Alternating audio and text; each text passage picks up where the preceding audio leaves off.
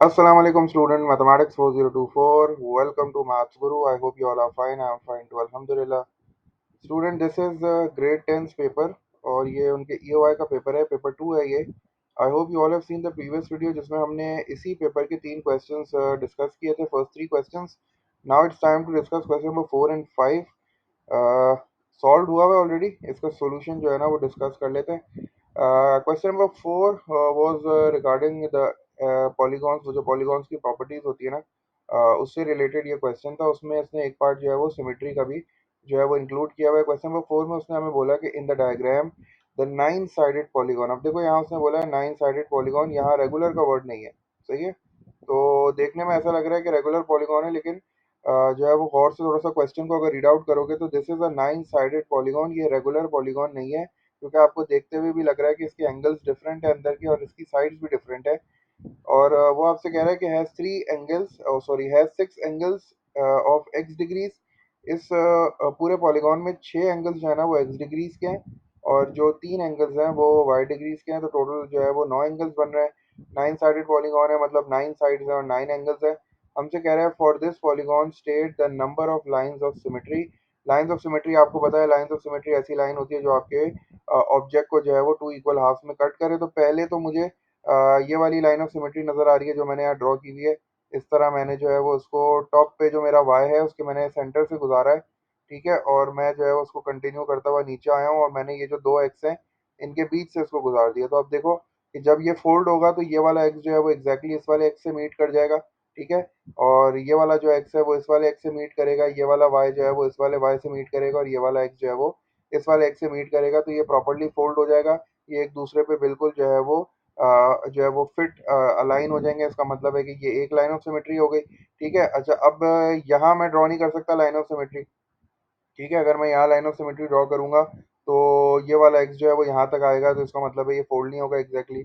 अब इस वाले एंगल पे आ जाओ, इस वाले एंगल पे भी मैं लाइन ऑफ सिमेट्री जो है वो इस तरह ड्रॉ नहीं कर सकता, कुछ भी नहीं होगा यहाँ से। जब मैं यहाँ पे आऊँगा तो देखो यहाँ से मैंने जो है वो ऐसे लाइन ऑफ सिमेट्री ड्रॉ की है कि मैं वाई के सेंटर से गुजरा हूँ, ठीक है। वाई के सेंटर से गुजरा हूँ और मैं सामने वाली साइड की जो है ना वो बिल्कुल मिड पॉइंट्स के पास हूँ। अब जरा देखते हैं कि इसको फोल्ड होने के बाद जो है वो क्या ये एग्जैक्ट हो रहा है।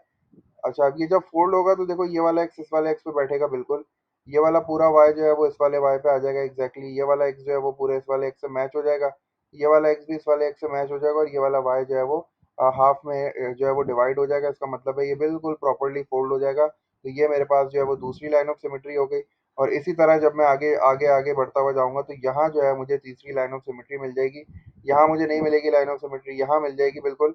और जब मैं यहाँ से भी बिल्कुल यही काम करूंगा कि वाई के बीच से गुजरता हुआ जाऊंगा और सामने वाली जो लाइन है उसके भी मिड पॉइंट से गुजरूंगा, तो ये भी एग्जैक्टली बिल्कुल इसी तरह फोल्ड हो जाएगा। ये वाला एक्स एक्स पे आ जाएगा, ये हाफ हो जाएगा दोनों, ठीक है। और फिर ये वाला एक्स जो है वो इस वाले एक्स पे आ जाएगा बिल्कुल। ये वाला वाई जो है वो इस वाले वाई से मैच हो जाएगा, और ये वाला एक्स इस वाले एक्स से मैच हो जाएगा। इसका मतलब है कि इसमें तीन लाइंस ऑफ सिमेट्री हैं, और अगर इसमें तीन लाइंस ऑफ सिमेट्री हैं तो इसका मतलब है कि इसका ऑर्डर ऑफ रोटेशन भी जो है ना वो थ्री ही होगा, ठीक है। क्योंकि ये तीन ही बार 360 रोटेशन में अपनी ओरिजिनल पोजीशन में आएगा। ऑर्डर ऑफ रोटेशन सिमेट्री का मतलब होता है कि जब आप एक ऑब्जेक्ट को 360 रोटेट कराते हो तो 360 रोटेशन के बाद, मतलब आफ्टर 360 रोटेशन वो कितनी बार अपनी ओरिजिनल जो है वो पोजीशन मेंटेन करता है। This is called the rotation symmetry. Rotation symmetry rotate से निकली है, मतलब रोटेट करते हुए कितनी बार वो अपनी ओरिजिनल पोजीशन में आ रहा है। तो चूंकि इसमें तीन लाइंस ऑफ सिमेट्री है ना, तो इसी वजह से इसका ऑर्डर भी थ्री हो गया। तो ये थ्री टाइम्स जो है ना वो अपनी ओरिजिनल हालत जो है वो मेंटेन करेगा आफ्टर 360 रोटेशन। तो इसीलिए मैंने इसका ऑर्डर ऑफ रोटेशन थ्री लिख लिया। तो ये एक एक मार्क के थे बिल्कुल, ठीक है। इसमें लाइंस ऑफ सिमेट्री ड्रॉ करनी होती है और फिर यहाँ लिखना भी होता है, सही है। तो बेहतर ये होता है कि जब भी ऑर्डर ऑफ वो रोटेशन आए ना उससे पहले सिमेट्री का आइडिया लगा लिया करो। जितनी लाइंस ऑफ सिमेट्री होती हैं पॉलीगॉन्स में उतने ही जो है ना उसकी ऑर्डर ऑफ रोटेशन सिमेट्री होते हैं। और एक चीज़ और याद रखना कि अगर वो यहाँ रेगुलर पॉलीगॉन बोल देता, वो ये कहता कि ये रेगुलर एनसाइडेड पॉलीगॉन है, तो फिर तो सोचने की जरूरत ही नहीं पड़ती।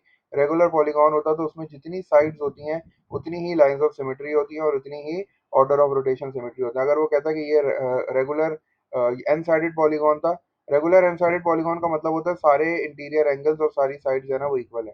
तो अगर रेगुलर एन साइडेड पॉलीगॉन होता तो इसमें नाइन साइड्स होती, तो नाइन इसमें लाइंस ऑफ सिमेट्री होती हैं और नाइन ही इसमें ऑर्डर ऑफ वो रोटेशनल सिमेट्री होते हैं।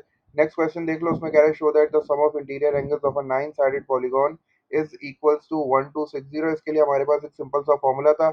हमने आपको बताया था कि आपको किसी भी पॉलीगॉन्स के इंटरनल एंगल्स का सम निकालना है, तो उसके लिए हमारे पास जो फॉर्मूला है वो है n-2 × 180। n is basically the number of sides, चूंकि ये 9 साइडेड पॉलीगॉन है तो n की जगह पे जो है वो हमारे पास 9 आ गया। 9 - 2 मल्टीप्लाई बाय 180 किया आपने, तो आपका जो आंसर आ गया वो आ गया 1260। ये आपने प्रूव कर दिया, 1 मार्क्स का था। नेक्स्ट क्वेश्चन में हमसे कह रहा है find an expression for Y in terms of x. अब देखो इस तरह की जो लैंग्वेज होती है ना, find an expression for Y in terms of x, का मतलब ये है कि आपको वाई को सब्जेक्ट बनाना है, ठीक है ना। तो वाई को जो है वो सब्जेक्ट बनाना बेहतर है। अपना जो आंसर है वो बिल्कुल वाई की फॉर्म में छोड़ा करो कि आपको वाई का एक्सप्रेशन बनाना है इन टर्म्स ऑफ एक्स, तो मतलब वाई को सब्जेक्ट बना देना। सही है। अच्छा, अब आगे आ जाओ जल्दी से। अब इस इंफॉर्मेशन को यूज़ करना है हमें। तो अब हमें पता है, उसने पहले ही बता दिया था कि यार हमारे पास जो एक्स और वाई है वो बेसिकली एंगल्स हैं। तो 6 एंगल्स जो है वो हमारे पास एक्स डिग्रीज के हैं, 3 एंगल्स जो है वो हमारे पास वाई डिग्रीज के हैं। और हमें पता है कि इसका टोटल सम जो है वो 1260 है। तो हमने इसी इन्फॉर्मेशन को यूज़ किया, 6x + 3y = 1260। और अब बेहतर है कि तुम जो है ना वो वाई को सब्जेक्ट बना लो, क्योंकि उसने बोला है find an expression for Y in terms of x. तो अब वाई को सब्जेक्ट बनाने के लिए मैं क्या करूंगा, ये 3y को मैं इधर ही छोड़ देता हूँ। ये जो 6x है ये वहां जाके क्या हो जाएगा, सब्ट्रैक्ट हो जाएगा। तो ये मेरे पास आ जाएगा 1260 - 6x। ठीक है। ये 1260 हो गया और माइनस जो है मेरे पास 6x हो गया। अब जो कि मुझे y को सब्जेक्ट बनाना है, 3 उसके साथ मल्टीप्लाई हो रहा है, तो मेरे पास जो लास्ट स्टेप आ जाएगा that will be equals to y is equals to, और ये मेरे पास हो जाएगा 1260।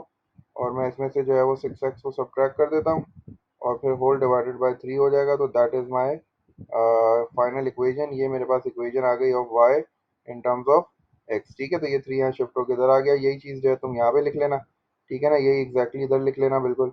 इस तरह ना छोड़ना, क्योंकि ये उसने बोला है ना कि हमें for Y in terms of X बनाना है, तो वाई को जो है ना वो सब्जेक्ट बना लेना। सही है, तो मैं इसको यू कर देता हूँ।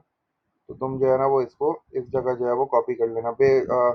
कभी भी जो है ना वो जो तुम्हारी आंसर स्पेस है उसको ब्लैंक ना छोड़ना, उसमें हमेशा अपना आंसर लिखना, वही फाइनल आंसर कंसिडर किया जाता है। ठीक है। अच्छा, लास्ट देख लेते हैं। इस क्वेश्चन का लास्ट पार्ट में वो हमसे कह रहा है given that y is equals to 12 + x, find the value of x। अब उसने y की वैल्यू दे दी है 12 + x, तो मैं y को पहले ही सब्जेक्ट बना चुका हूँ। ठीक है ना, तो मैं अब जहाँ यहाँ बस मैंने y की वैल्यू पुट करनी है। या तुम्हारी मर्जी है, तुम जो है वो इस वाली में भी पुट करो, बिल्कुल सही आंसर आएगा। तो यहाँ जो है उसने इस वाली पे पुट कर दिया, जो ये वाली ओरिजिनल इक्वेशन थी, 6x + 3y = 60। अब यहाँ y की जगह पे मैंने 12 + x पुट कर दिया, मैंने सिंप्लीफाई किया, 6x ऐसे ही आ गया। अब ये +3 जो है वो 12 से भी मल्टीप्लाई होगा, और +3 जो है वो x से भी मल्टीप्लाई होगा। तो 12 टाइम्स 3 इज 36, और 3 times x is 3x is equal to 1260। 6x और ये 3x जो है वो 9x हो जाएंगे। 36 यहाँ पॉजिटिव पे उधर आके सब्ट्रैक्ट हो जाएगा 1260 से। जब 1260 में से तुम 36 सब्ट्रैक्ट करोगे 1224 आएगा, और फिर ये 9 डिवाइड कर दोगे तो x की वैल्यू आ जाएगी 136। तुम इस वाली इक्वेशन में भी अगर y की जगह पे यही पुट करते तो तुम्हारा एग्जैक्टली बिल्कुल सेम ही आंसर आता। तो वो बिल्कुल जो है गलत नहीं है, तुम्हारी मर्जी है, तुम ये वाली इक्वेशन यूज कर लो या ये कर लो, बोथ आर करेक्ट। अच्छा, अब जरा ये देख लेते हैं नेक्स्ट क्वेश्चन हमारा क्या है। नेक्स्ट क्वेश्चन जो है वो टाइम से रिलेटेड का क्वेश्चन था। उसमें वो कह रहा है कि Henrik travels by plane from London to Bangkok. अब ये लंदन से बैंकॉक जा रहा है, ठीक है। और वो ये कह रहा है कि जब 4 लोकल टाइम होता है लंदन में, तो 10 जो है ना वो लोकल टाइम होता है बैंकॉक में। तो ये लोकल टाइम वाला उसने जो है ना वो क्वेश्चन दिया हुआ है। ये काफ़ी कंफ्यूजिंग हो जाता है एट टाइम्स, क्योंकि समझ नहीं आता कि भाई मतलब इसमें आगे जाना है पीछे आना है। तो थोड़ा सा क्वेश्चन को रीड आउट करो अच्छी तरीके से। तो ये जो है ना उसने पहले तो ये बोला है कि वो लंदन से बैंकॉक जा रहा है, ठीक है। और उसने बोला है कि जब लंदन में 4 बजते हैं ना, जब लंदन में 4 बजते हैं तो बैंकॉक में 10 बजते हैं। इसका मतलब है बैंकॉक जो है उसका टाइम आ गया है, और वो बैंकॉक का टाइम जो है वो +6 है। सही है। जब लंदन में 4 बजेंगे तो बैंकॉक में 6 बजेंगे, तो इसका मतलब है बैंकॉक का टाइम जो है वो आगे का है +6, और अगर मुझे लंदन का टाइम निकालना है तो मुझे -6 करना पड़ेगा। सही है। तो ये थोड़ा सा मैंने देख लिया। उसके बाद वो कह रहा है the flight takes 11 hours and 15 minutes. अच्छा, वो लंदन से बैंकॉक जा रहा है और फ्लाइट का टाइम दे दिया उन्होंने 11 आवर्स और 15 मिनट्स। और फिर मुझसे कह रहा है कि इफ़ ही लीव्स लंदन, ठीक है, अगर वो लंदन को 21:50 पे लोकल टाइम छोड़ता है, लीव करता है, तो मुझे ये बताओ what is the local time in Bangkok when he arrives. ठीक है, मतलब मुझे बैंकॉक का भी लोकल टाइम ही चाहिए। तो मैं एक काम ये कर लेता हूँ कि पहले मैं जो है वो 2150 है ना, 2150। अब चूंकि मुझे बैंकॉक का लोकल टाइम चाहिए ना, तो मैं पहले जो है वो बैंकॉक जो ये लंदन से निकल रहा है ना, वो उसका भी जो है ना वो लोकल टाइम, जब वो लंदन से 21:50 पे निकल रहा है, तो उस वक्त बैंकॉक में क्या टाइम हो रहा होगा, मैं ये देख लेता हूँ। उसके बाद जो है वो मैं सिंपल ऐड कर दूंगा 11 को, तो मुझे पता चल जाएगा। सही है, तो अब ये लंदन से निकल रहा है 21:50, तो उस वक्त बैंकॉक में कितना टाइम हो रहा होगा, क्योंकि लंदन जो है उससे 6 घंटे आगे है बैंकॉक, तो मैं इसमें सिर्फ 6 ऐड कर देता हूँ, 6 घंटे। तो जब मैं इसमें 6 घंटे ऐड करूंगा, तो ये हो जाएगा 22:50, 23:50, 24:50, ये 3 हो गए, और फिर 1 2 3 हो गया, तो 3:50 जो है ना वो मेरा टाइम हो रहा होगा। तो अब बस मुझे क्या करना है, मुझे सिर्फ इसमें ऐड करना है, क्योंकि मुझे बैंकॉक का लोकल टाइम पता चल गया, बैंकॉक का लोकल टाइम है 3:50। ठीक है ना, तो वो उसका मतलब ये कर लिया मैंने कि मैंने दोनों को लोकल टाइम्स में कन्वर्ट कर लिया ना। ये था लंदन का लोकल टाइम 21:50, 21:50 लंदन का लोकल टाइम था। अब चूंकि वो बैंकॉक जा रहा है, तो अब मुझे बैंकॉक के टाइमिंग्स देखने हैं ना, तो मैंने क्या किया, बैंकॉक का लोकल टाइम निकाल लिया कि यार 21:50 पे बैंकॉक में क्या टाइम हो रहा होगा। तो बस मुझे इसमें सिर्फ 6 आवर्स ऐड करना है, तो 6 आवर्स जब मैंने ऐड किया, तो मेरे पास टाइम आ गया 3:50। तो अब बस सिर्फ ये हो गया कि भाई वो बैंकॉक के 3:50 के हिसाब से लंदन से निकला है, और अब वो 11 घंटे और 15 मिनट के बाद पहुंचा है। तो अब मुझे सिर्फ इन दोनों को ऐड करना है। जब मैं इन दोनों को ऐड कर लूंगा सिंपल, तो मेरे पास जो है ये हो जाएगा तकरीबन इस तरह हो जाएगा कि जब ये 50, ये हो जाएगा 65। ठीक है, जब मैं इसको ऐड करूंगा, तो ये इस तरह हो जाएगा, ये हो जाएगा 65। ये 50 और 15 को ऐड किया, 65 हो गया, और उसके बाद जब मैंने 3 और 11 को ऐड किया, तो मेरे पास आ गया 14। अब 14:65 तो कोई टाइम नहीं होता ना, क्योंकि हमारे पास जो है वो मैक्सिमम 60 मिनट्स होते हैं। तो मैं इसको ब्रेक कर लेता हूँ 60 और 5 में। ठीक है, तो जब मैं इसको 60 और 5 में ब्रेक करूंगा, तो एक आवर जो है वो ऐड हो जाएगा, तो मेरे पास आंसर आ जाएगा 15:05। ये एक आवर जो है उसमें 14 में ऐड हो जाएगा, तो जब 14 में 1 घंटा ऐड करूंगा, तो ये जो है 15 हो जाएगा, और ये 5 मिनट जो है वो इसके साथ ऐसे ही आ जाएगा। तो इसका मतलब ये हुआ कि वो बैंकॉक के लोकल टाइम 15:05 पे जो है वो बैंकॉक पहुंच जाएगा। अच्छा, अब इस तरह के क्वेश्चन को तुम एक और तरीके से भी कर सकते थे। अगर तुम्हें ये लोकल टाइम वाला तरीका नहीं समझ में आ रहा, तो तुम एक काम ये करो कि ये जो 21:50 है ना, इसी में डायरेक्ट पहले जो है ना वो 11 आवर्स और 15 मिनट्स ऐड कर लो। 11 आवर 15 मिनट्स तुमने यहीं डायरेक्ट ऐड कर लिए। ठीक है, 11 आवर 15 मिनट्स पहले तुमने ऐड किया, वो तुम अपनी फिंगर्स पे कर लो। सही है, फिंगर्स पे करके कर लो, या फिर जो है वो तुम्हें कॉपी पे करना है, तो एक एक घंटा बढ़ा के कर लो। ठीक है, और उसके बाद जब 11:15 आ जाएगा, तो उसके बाद फिर इसमें दोबारा 6 आवर्स ऐड कर लो, तो तुम डायरेक्ट जो है वो 15:05 पे पहुंच जाओगे। ठीक है ना, तो ये इस तरह भी जो है वो सिंपल तरीके से हो सकता था। 21:50 था लंदन का टाइम, पहले तुमने उसमें ट्रेवलिंग टाइम ऐड कर लिया 11:15, और चूंकि लंदन और बैंकॉक में 6 घंटे का फर्क था, तो तुमने फिर 6 घंटे ऐड कर लिए, तो तुम्हारे पास जो रिक्वायर्ड आंसर आ गया वो आ गया 15:05। जब तुम 21:50 में 11:15 ऐड करोगे तकरीबन, तो ये तुम्हारा टाइम जो है ना तकरीबन आ जाएगा 9:05 आ जाएगा। ठीक है, 9:05 आ जाएगा, और फिर 9:05 में जब तुम 6 घंटे और ऐड करोगे, तो वो 15:05 आ जाएगा। तो इस तरह भी कर सकते थे, जैसे तुम कंफर्टेबल हो। क्लॉक वाले जो क्वेश्चंस हैं उनको डील कर लिया करो, क्योंकि ये काफी कंफ्यूजिंग हो जाते हैं, ये बच्चों से होते नहीं है। अच्छा, उसके बाद पार्ट बी में वो कह रहा है कि on his return journey Henrik leaves Bangkok. अच्छा, अब रिटर्न जर्नी है। ठीक है, रिटर्न जर्नी में वो आपसे कह रहा है कि Henrik leaves Bangkok at 7:45 local time and arrives in London on the same day at 13:40 local time. How long was his return flight? अच्छा, अब वो देखो यहाँ भी वही वाली स्ट्रेटेजी ले लेते हैं कि 7:45 बैंकॉक का था ना, तो अब मैं ये देखता हूँ कि उस वक्त लंदन में क्या टाइम हो रहा होगा। अब बैंकॉक का टाइम है आगे का, लंदन का टाइम निकालने के लिए मुझे 6 सब्ट्रैक्ट करना पड़ेगा, मुझे पीछे जाना पड़ेगा। तो जब मैं 7:45 में से 6 घंटे पीछे जाऊंगा, तो मेरा जो टाइम आ जाएगा वो आ जाएगा 1:45। ठीक है ना, तो अब मुझे ये समझ में आ गया कि भाई वो लंदन के 1:45 पे जो है ना वो जो है वो निकला, वो उसने जो है वो अपनी रिटर्न फ्लाइट पकड़ी है 1:45 पे, और जो है वो 13:40 पे जो है वो लंदन पहुंचा है। तो अब मैं देख लूंगा इनके बीच में कितना टाइम है, एक एक घंटा करके ऐड करता रहूंगा अपनी फिंगर्स पे। तो मेरे पास जो है वो तकरीबन देखो ये 1:45 है ना, तो 2:45, 3:45, 4:45, 5:45, 6:45, 7:45, 8, 9, 10, 11, 12 इस तरह करता हुआ जाता रहूंगा। तो मेरे पास जो है वो रिटर्न जर्नी का टाइम आ जाएगा 11 आवर्स 55 मिनट्स। ठीक है, क्योंकि देखो दोनों में जो है वो 5 मिनट्स का फर्क है।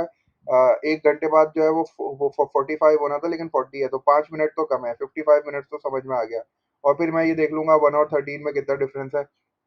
तो इस तरह करके तुम इसको इस तरह भी कर सकते हो, अगर तुम्हें जो है वो बस ये याद रखा करो कि जब भी टाइम और उसको सब्ट्रैक्ट करो ना, ऐड या सब्ट्रैक्ट करो टाइम को, तो हमेशा वो 24 आवर क्लॉक में होना चाहिए। देखो यहाँ मैं 1:45 लिख लूँ, 1:45 लिख लेता हूँ। अब तुम्हें पता है कि भाई ये 40 में से 45 तो जा नहीं सकता, तो अब मैं क्या करूँगा, मुझे जो है वो बोरो करना पड़ेगा। तो ये जो है मेरे पास हो जाएगा 12, और ये है आवर्स और वो है मिनट्स। तो जब वो ऐड होगा तो वहाँ पूरा 60 ऐड करना पड़ेगा मुझे। तो जब मैं 60 ऐड करूंगा तो ये हो जाएगा तकरीबन मेरे पास 100। ठीक है, ये पूरा का पूरा 100 बन जाएगा। सही है, तो 100 में से जब मैं 45 को माइनस करूंगा तो मेरे पास आंसर आएगा 55, और जब मैं 12 में से 1 को माइनस करूंगा तो मेरे पास आंसर आ जाएगा 11। तो तुम इस तरह करके भी इसको सब्ट्रैक्ट कर सकते थे, तुम्हारा आंसर जो है ना वो बिल्कुल ठीक आ जाता। तो तुम्हारी मर्जी है भाई, जिस तरह इस तरह के क्वेश्चंस करो, बस ये है कि थोड़ा सा मतलब कॉपी पे कर लिया करो। माइंड पे करने में ना जो है वो मिस्टेक हो जाती है, तो कॉपी पे करोगे ना तो ज़्यादा सही है। और एक चीज़ याद रखना, बस जब भी टाइम को ऐड और सब्ट्रैक्ट करो तो 24 आवर क्लॉक का टाइम होना चाहिए। और वो AM PM में जो है ना वो कभी भी टाइम को सब्ट्रैक्ट नहीं करना। AM PM में अगर सब्ट्रैक्ट करना तो फिर फिंगर्स पे कर लो।